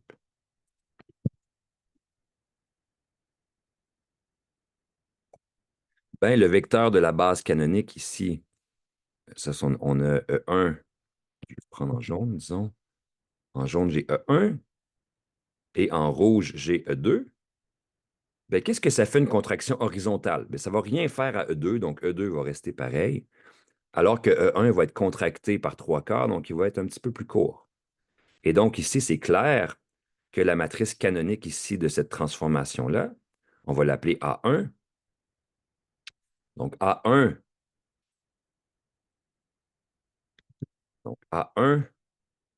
c'est une matrice dont les colonnes vont être formées de l'image par la transformation des vecteurs de la base canonique. E1, il y a 2.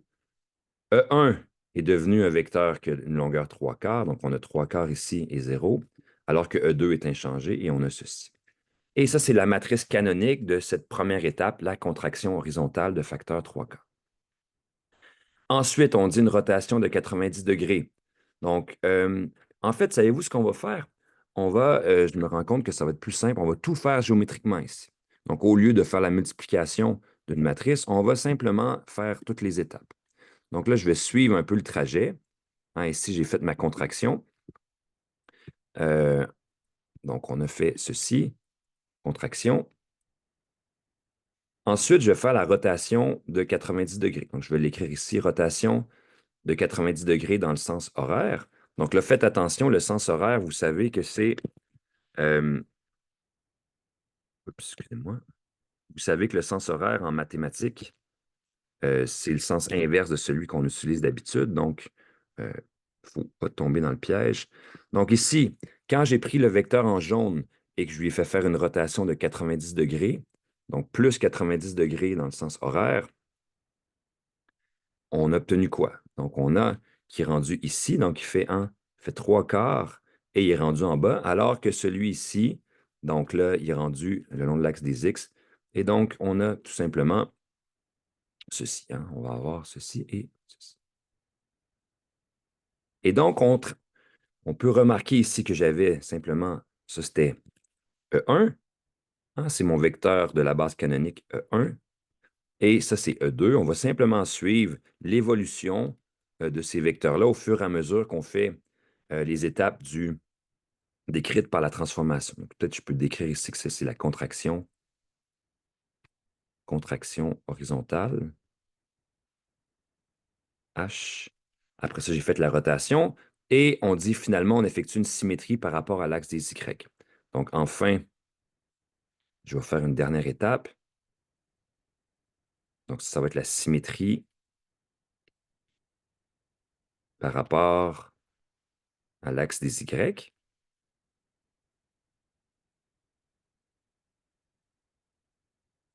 Symétrie par rapport à l'axe des Y. Qu'est-ce que j'obtiens? J'obtiens ici. Ben, regardons ce qui se fait quand la symétrie par rapport à l'axe des Y, c'est clair que le vecteur qui est sur l'axe de symétrie ne va pas changer, hein. Donc, le vecteur E2, celui qui est en rouge, va rester tel quel, hein. Il va avoir une longueur de 1, alors que le vecteur en jaune, ben, oh, c'est l'axe des Y, excusez-moi.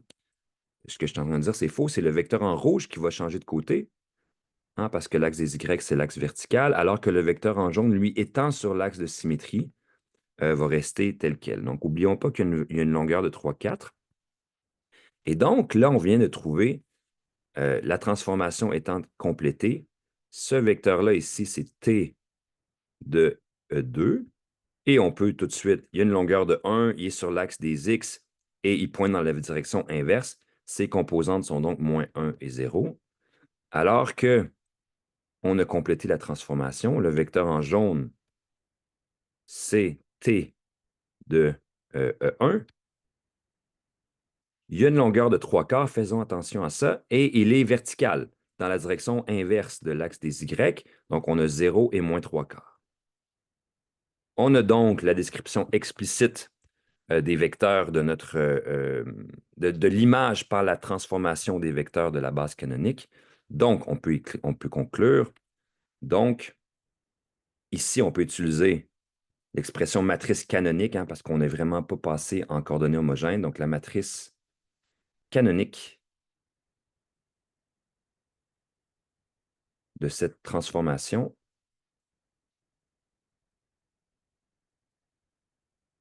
de cette transformation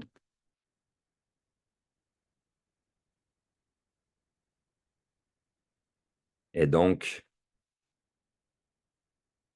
bon, je vais le mettre sur l'autre page.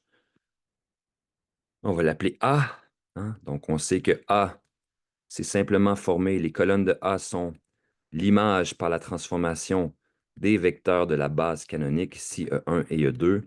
On a trouvé leur description explicite, E1 et E2. T de E1, c'était 0 et moins 3 quarts, alors que T de E2, c'était moins 1 et 0. Et donc là, ici, pas besoin, on n'a pas eu besoin des coordonnées homogènes puisque chacune des transformations était linéaire et on sait que la composition de transformations linéaires, ça donne la transformation linéaire. Vous voyez, au début, j'avais commencé à écrire la matrice canonique de la première étape. J'avais commencé à écrire explicitement la matrice canonique de la contraction. Il y a peut-être certaines équipes d'entre vous qui ont décidé d'y aller comme ça. Si on écrit la matrice de la contraction, ensuite, contraction horizontale, hein, ensuite la matrice d'une rotation de 90 degrés dans le sens horaire, et ainsi de suite, on peut trouver 3 matrices, et un peu à la manière des numéros précédents, si on les multiplie dans l'ordre qu'il faut faire, on obtiendrait également cette matrice-là. Donc, ce raisonnement-là, il est tout à fait correct également. Donc, oups, OK, je vais simplement tenter ici.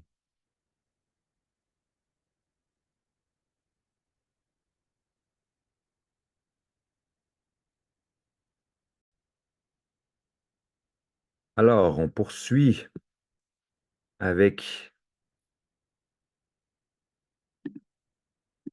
donc, le numéro suivant, qui est donc, un numéro sur des bases. Donc, on va pouvoir... Donc, je vais simplement copier le A et le B, hein, puisque j'avais indiqué que le numéro C, on pouvait le laisser de côté. Donc, c'est des choses qu'on a traitées au numéro sur l'indépendance linéaire de manière un peu informelle. Donc, au numéro C, je vais peut-être me prendre une nouvelle page ici là, pour avoir davantage d'espace. Euh,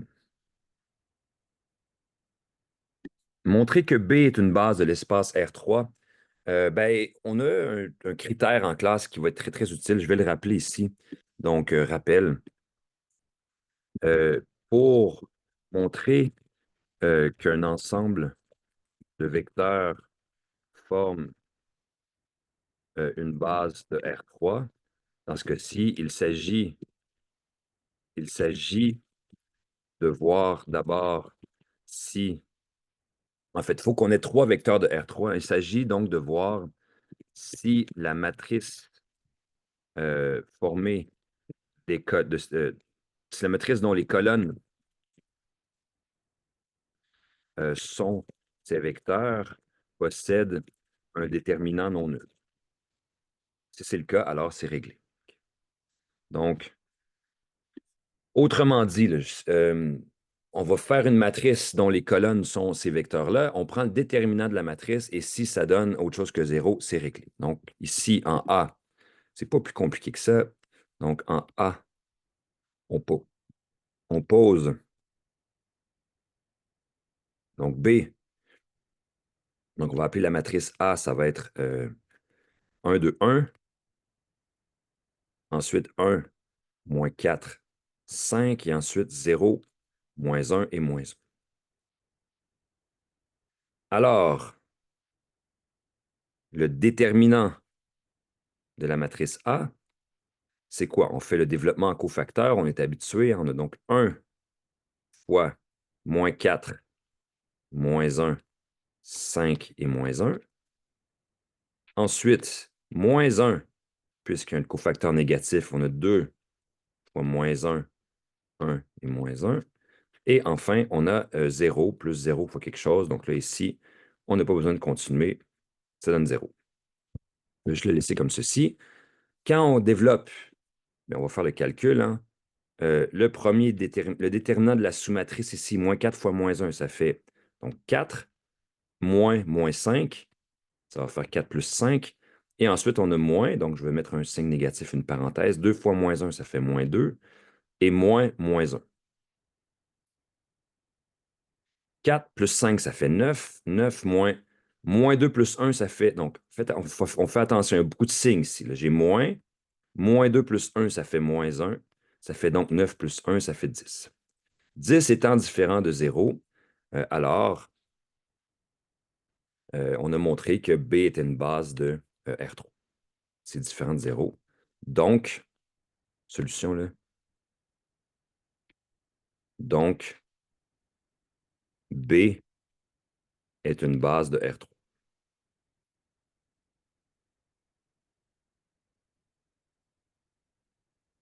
Donc, dans le devoir, vous n'aviez pas à calculer les déterminants à la main. Si vous vouliez le faire avec la TI, c'est correct. Mais bon, ici, dans une perspective un peu de réviser certains calculs, hein, ça peut valoir la peine de le faire comme ça. Donc, en B, on dit donner les composantes d'un vecteur U égale x, y, z dans la base B en résolvant le système d'équations linéaires. Donc là, c'est la même remarque que j'ai exprimée en détail plus tôt. Donc, exprimer un vecteur dans une certaine base, c'est l'exprimer comme une combinaison linéaire des éléments de cette base. Et on sait qu'une combinaison linéaire de vecteurs, ça revient à la multiplication matricielle avec une matrice dont les colonnes sont ces vecteurs-là. Donc là, ici, on a répété ça vraiment, vraiment souvent. On va essayer de simplement passer au calcul ici. Donc, en B, on cherche,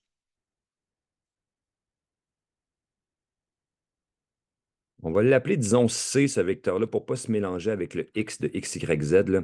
Donc, C1, C2, C3, tel que disons, le vecteur x, y, z, il est égal à C1 fois, donc, C1 fois 1, 2, 1, 2, 1, plus C2 fois 1 moins 4, 5, et donc C3 fois le dernier vecteur, 0, moins 1 et moins 1. Et donc, autrement dit,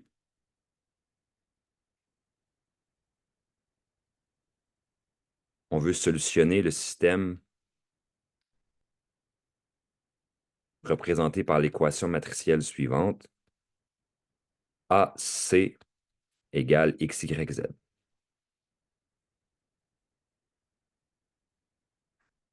On peut faire ça avec la TI ou avec RREF. Donc, je vais faire ça comme ceci. Hein, donc, avec la TI,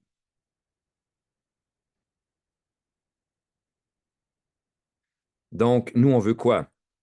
Mais on va avoir la chose suivante. On va faire RREF. Normalement, la partie à gauche avec l'identité. On va donc trouver les coefficients C1, C2, C3.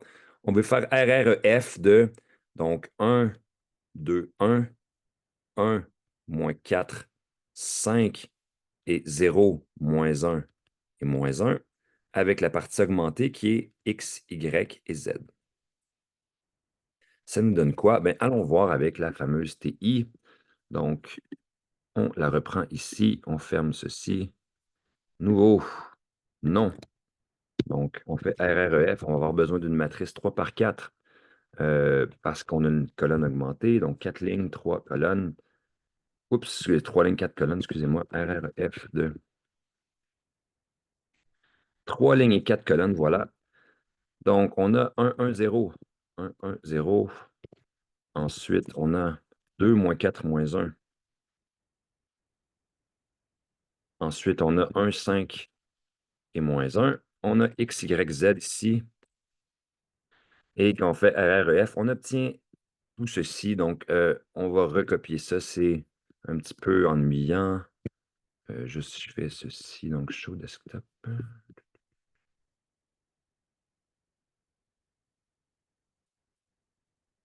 Donc, je recopie ça. Et on peut donc conclure ainsi les coordonnées d'un vecteur x, y, z dans la base B sont, on peut l'écrire tout ça. On va prendre la notation. Hein. La notation, c'était quoi? Donc, on avait appelé U ce vecteur-là. Donc, les coordonnées du vecteur U dans la base B, c'est donc les coefficients C1, C2, C3. Hein, c'est C1, C2 et C3. C'est ce qu'on cherchait. Et on a donc tout ceci, là, ça va être long à écrire. On a quoi? On a 9x sur 10. Donc, 9x sur 10. Peut-être si je monte ça un petit peu, ça va être plus facile. Plus y sur 10. Moins z sur 10. Ensuite, on a x sur 10 moins y sur 10 et plus z sur 10. Et on a 7x sur 5 moins 2y sur 5 et moins 3z sur 5. Ça veut dire que quand vous avez un vecteur euh, dont les composantes dans la base canonique sont x, y, z, pour trouver ces coordonnées dans la base formée par B, il s'agit de calculer les coefficients selon ces règles-là. Okay? Et on pourrait faire un test là, ici, mais c'était la réponse qu'on cherchait.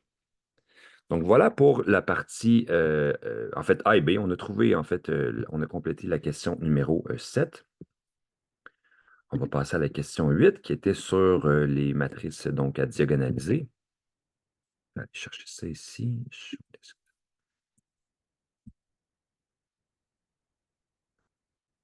Donc, Pour la question 8, donc ça, normalement, c'est assez frais dans notre mémoire, hein, c'est la matière qu'on a vue tout récemment. Donc, peut-être je vais simplement la recopier comme ceci.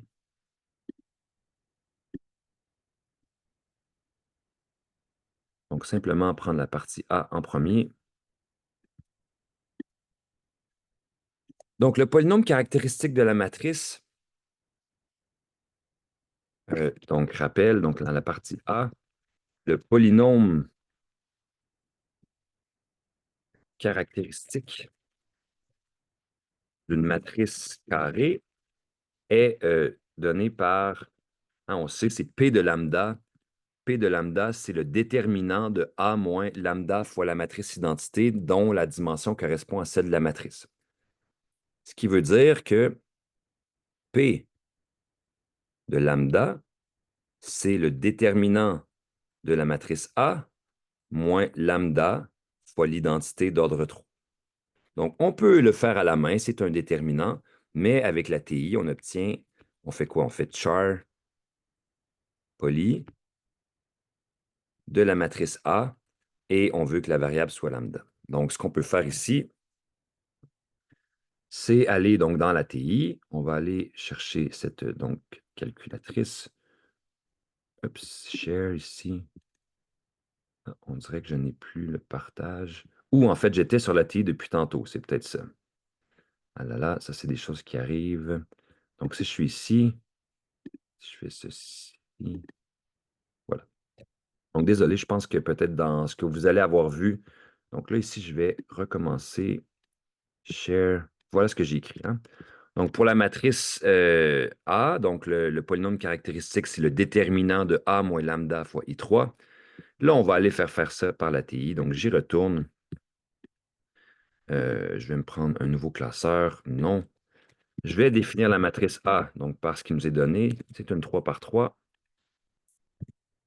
Donc, on a 2, moins 1, 1 dans la première ligne. Ensuite, on a 0, 5 et 0. Et ensuite, on a ici 0, 0, 5. Bien, si je fais char poly, donc je vais définir mon polynôme caractéristique. Au lieu d'être lambda, ça va être L là, pour nous. P de L, c'est char poly de A avec L. Et on l'a, le polynôme, hein?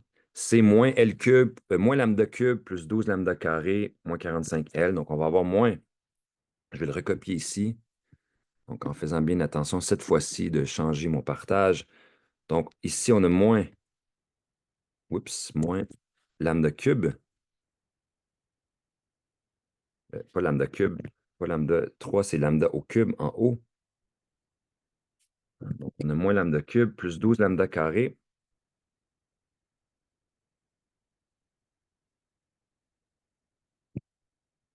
Moins 45 lambda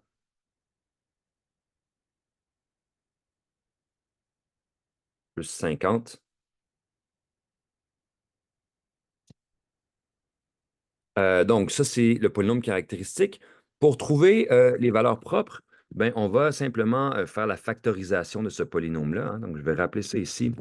Pour trouver les valeurs propres ainsi que leur potentielle multiplicité, ben, on factorise le polynôme caractéristique.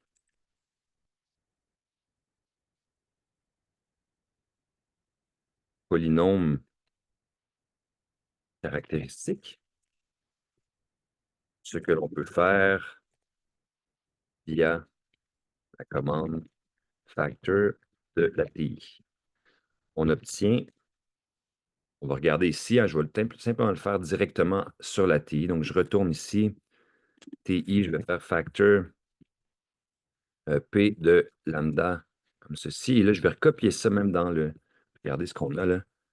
Je vais tout reprendre ceci pour vous montrer un peu dans les notes, là. Ça, c'est pas ce que je veux faire, c'est plutôt ceci.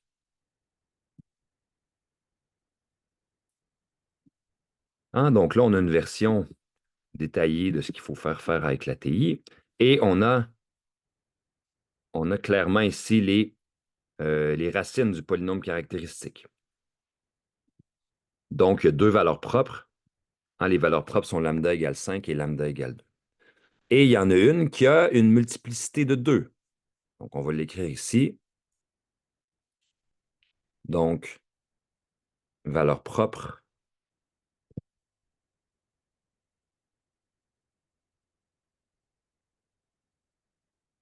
je vais le mettre en rouge. Valeur propre.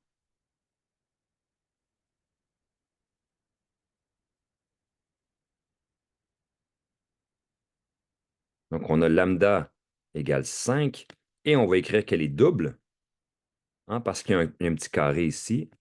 Et on a lambda égale 2, elle, c'est simple. Ce qui veut dire que dans la matrice diagonale, on va devoir placer 5 deux fois et 2 une seule fois, de sorte qu'en tout, on va avoir 3 colonnes. Hein. C'est une matrice 3 par 3, il faut qu'on ait une matrice qui ait 3 colonnes. Donc, on dit ensuite des bases pour les espaces propres associés. Donc, on va y aller comme d'habitude. Hein. Donc, ensuite, base pour l'espace propre de lambda égale 5. Donc, on va commencer avec ça. Donc, il s'agit d'une base de l'espace nul. En fait, une base de quoi? De nul de A moins 5. On étudie donc, oups, on étudie donc quoi? La matrice. Donc, on veut donc prendre la version échelonnée réduite de A moins 5i augmentée de 0. Hein, donc, RREF. Donc, RREF de A moins 5i augmenté du vecteur nul. C'est quoi? Ben, on peut aller demander à la T de faire ça pour nous. Donc, A-5i. Donc, A-5i, c'est quoi? On va le calculer ici. On n'est même pas obligé de prendre le vecteur nul ici. On va juste prendre RREF de A-5i. Comme ça, on va pouvoir calculer directement ici. Donc, quand je soustrais 5 sur la diagonale, qu'est-ce que j'obtiens? Donc, 2 moins 5, ça va faire moins. Je vais l'écrire comme ça directement. Ça va faire... Bon, là, je vais juste faire A-5i. Je vais calculer A-5i. Donc, 2 moins 5 en haut à gauche. Ensuite, je vais avoir 0 et 0 en dessous. Ensuite, j'ai le moins 1 là qui reste tel quel. Le deuxième terme, il est sur la diagonale, ça fait 5 moins 5. Ensuite, j'ai 0. J'ai 1, 0 et 5. Et 5 moins 5. Donc, quand on fait ce calcul-là, j'obtiens quoi? J'obtiens 2 moins 5, ça fait moins 3. Moins 1 et 1. Ensuite, 0, 0 et 0. Et 0, 0 et 0. Donc, c'est presque la forme déjà échelonnée réduite. Ce que je peux faire ici, c'est identifier que j'ai... Donc, je peux diviser par moins un tiers. Donc là, j'aurai la forme échelonnée réduite. On va donc faire l'échelonnage à la main. Si je fais donc moins un tiers fois la ligne 1, ce que j'obtiens, c'est...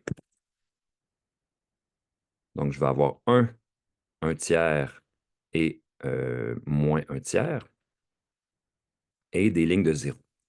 Ce qui veut dire que je peux identifier mes pivots, mes variables libres, mes variables qui sont liées. Donc ici, c'est lié x1, alors que x2 et x3,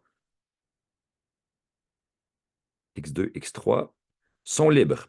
Il y a deux variables libres, ce qui veut dire que quoi? Il va y avoir deux coefficients et donc on va avoir un espace propre de dimension 2 ici. Hein? Donc, on va commencer par choisir donc soit x, donc de composante x1, x2, x3, un élément de l'espace propre associé à la valeur propre 5, donc nul de A moins 5i. Alors, les relations ici sont comme si on avait un 0 à droite. Ça veut dire qu'en particulier, alors, ben, x1, on peut l'écrire comme étant moins 1 tiers x2 plus 1 tiers x3. Et Donc, on peut réécrire un vecteur arbitraire, donc comme tantôt, x1, x2, x3. On va utiliser les relations qu'on vient de trouver pour remplacer les variables liées en fonction des variables libres. Donc, je vais avoir moins 1 tiers x2 ici et plus 1 tiers x3 au lieu de x1.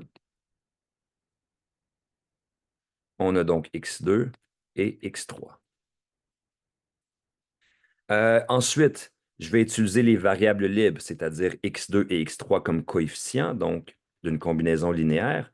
X2 ici plus x3 ici. Et là, je traverse. J'ai donc moins 1 tiers en haut. Je vais avoir 1 tiers ici. Je vais avoir 1 et 0 et 0 et 1. Et donc, une base de l'espace propre associé à lambda égale 5, elle est formée de ces deux vecteurs. Donc, je peux conclure ici. Donc, euh, donc, une base de l'espace propre associé à la valeur propre lambda égale 5 est, donc on va avoir, donc je vais les appeler U1 et U2, comme ça on va pouvoir y revenir tout à l'heure. Donc je vais avoir U1 et U2 et je vais les recopier ici. Quels sont ces vecteurs? Euh, moins 1 tiers, 1 et 0. Donc moins 1 tiers, 1 et 0. 1 et 0. Et le deuxième, c'est 1 tiers, 0 et 1. Et on sait que ces vecteurs-là, dans la matrice P, il faudra qu'ils soient aux positions qui correspondront aux deux valeurs propres, 2 fois 5, hein, parce que 5 a une multiplicité de 2.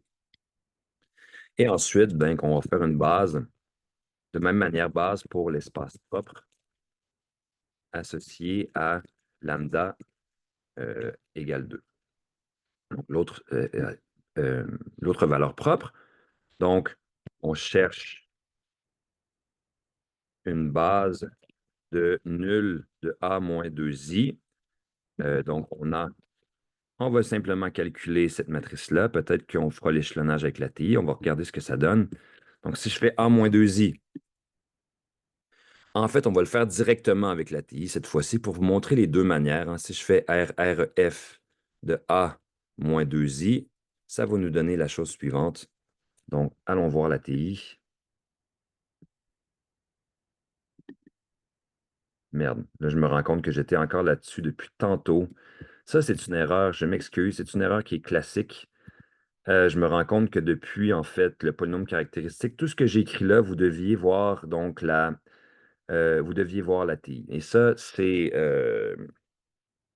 bon, c'est dommage. Je vais simplement peut-être laisser je vais décrire un peu ce que j'ai fait là.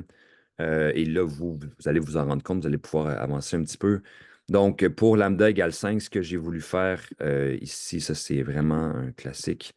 A-5i, donc j'ai pris la diagonale, j'ai soustrait 5, ça me donnait tout de suite une matrice dont les deux dernières lignes étaient 0. Ensuite, il restait qu'à faire une seule petite opération sur les lignes. Pour obtenir la forme échelonnée réduite, j'ai multiplié la ligne 1 par 1 tiers. Moins 1 tiers, à vrai dire. J'ai identifié que x1 était une variable liée, alors que x2, x3 correspondaient à des variables libres. J'ai ensuite choisi un élément quelconque de l'espace nul. A-5i, ça veut dire un vecteur propre quelconque de valeur propre 5. Un tel vecteur propre doit être tel que x1 est égal à moins 1 tiers x2 plus 1 tiers x3, puisqu'on sait que cette première ligne-là est égale à 0. Hein. X1 plus 1 tiers x3, donc en isolant, on a ceci. Et en faisant enfin la procédure habituelle, on obtient deux vecteurs propres, moins 1 tiers 1 et 0, 1 tiers 0 et 1. Et c'est ce que j'ai écrit ici. Okay? Maintenant, je vais retourner à l'ATI et je vais essayer de m'assurer de ne pas faire la même erreur. Donc là, ici, je veux faire RREF de A moins l'identité, deux fois l'identité. Donc là, je peux faire identity 3, hein, parce que c'est une matrice 3 par 3, et j'obtiens tout simplement cette affaire-là. Donc, je vais vous montrer, je vais recopier ça et je vais aller dans la... Donc, share, je reviens ici, je fais Show Desktop. Et je vais aller là. Et donc, ici, on a la forme échelonnée réduite tout de suite. Donc, on a les variables. On peut identifier les variables libres et les variables liées. Donc là, ici, c'est quoi? Je vais aller chercher les pivots, hein. J'ai dans la première ligne ça ici, ça ici. Donc, x1 est libre, alors qu'ici, on voit que dans les colonnes de x2 et x3, on va l'écrire ici, x2 et x3 sont liés. Faudra donc exprimer x2 et x3 en fonction de la variable libre, mais ici, on va simplement avoir x2 égale 0 et x3 égale 0. Donc, on obtient soit x, un vecteur propre de valeur propre 2, autrement dit, soit x, un élément de l'espace nul A-2i. Alors, pour un tel x, les équations ici sont x2 égale 0, x3 égale 0, et ben, si on écrit x1, x2, x3, c'est assez facile. Il faut que x2 et x3 soient nuls. Là, je l'écris un peu mal. C'est pas facile d'écrire parfois avec cette tablette. Donc, on a un vecteur x1, x2 et x3. Donc, x1 est libre, on le laisse tel quel, alors que x2 et x3 sont nuls. Je peux extraire x1. Là, est-ce que je suis revenu ici? J'ai comme une panique. Non, ça c'est bon. Donc, je vais avoir x1 et j'ai le vecteur 1, 0, 0, hein, le vecteur 1 de la base canonique de. Donc, la base ici qu'on cherchait, c'est simplement ce vecteur-là ici, qu'on peut appeler 1, 0, 0. Et on a enfin complété ce premier numéro-là. Hein, on a trouvé ce qui nous était demandé. On a trouvé les valeurs propres d'abord et ensuite trouvé une base pour les espaces propres associés. Donc, c'était la première partie du numéro. On va passer à la page suivante. Donc, on va aller chercher aussi l'énoncé. Donner une matrice carrée vérifiant P égale P. Oups, donc donner ceci. Donc, on va rajouter ça. Donc, donner une matrice carrée P vérifiant P inverse A, P égale D, où D, c'est la matrice. Donc là, on a vu l'ordre qui a été choisi, hein. Donc ici, ça, c'est la valeur propre. Ça, c'est 2. Et ici, c'est 5, hein. Donc ici, on va prendre lambda égale 2. Et ça, c'est lambda égale 5. Donc, on va suivre l'ordre. Donc, on pose la matrice P telle que, donc ici, ça va être la valeur propre associée, le vecteur propre associé à 2. Donc, on va avoir 1, 0, 0. Et ici, ben, il faut que ce soit donc les vecteurs propres de la base associés à lambda égale 5. Donc, on va aller les rechercher. On avait moins 1 tiers, 1 et 0. Hein, donc, on avait moins 1 tiers, 1 et 0. Et ensuite, on avait 1 tiers, 0 et 1. Hein, 1 tiers, 0 et 1. Donc, peut-être un petit rappel aussi. Donc, rappel, écrire. Je l'ai mentionné quelques fois en classe, là. Rappel, écrire P inverse fois A fois P égale la matrice diagonale qui est là, c'est l'équivalent de ce que nous, on a plus fait en classe, c'est dire A est égal à P, D, P inverse. Donc, on a trouvé la matrice P et en vertu du théorème sur la diagonalisation, donc en vertu du théorème de la diagonalisation, P satisfait les critères demandés. En effet, on peut vérifier ici, hein. Regardez, si je m'en vais voir la TI, en essayant de me rappeler d'y revenir après. Donc, je vais définir une matrice P. Ah, j'ai déjà pris P. Je vais prendre une matrice. Je vais l'appeler matrice P. Deux points égales, c'est une matrice 3 par 3. Donc, on avait 1, 0, 0. Ensuite, on a moins un tiers, 1, et 0 et 1 tiers, 0 et 1. Ben, si je fais, nous, ce qu'on nous demandait, c'est P inverse fois A fois P. Donc, je vais faire matrice P exposant -1. C'est P inverse fois A qu'on avait déjà défini fois matrice P. Normalement, ça, c'est le calcul qui nous est demandé. Ça devrait donner la matrice diagonale. Et on obtient bien ceci. Donc, je vais aller peut-être recopier ça. Je fais ceci. On a vérifié que la matrice P qu'on a posée, elle satisfaisait à ce qui était demandé dans l'énoncé du problème. Donc, c'est le théorème de diagonalisation qui nous assurait telle chose. Et enfin, au numéro C, donc, on voudrait calculer, je vais aller chercher l'énoncé du numéro C. On est rendu ici.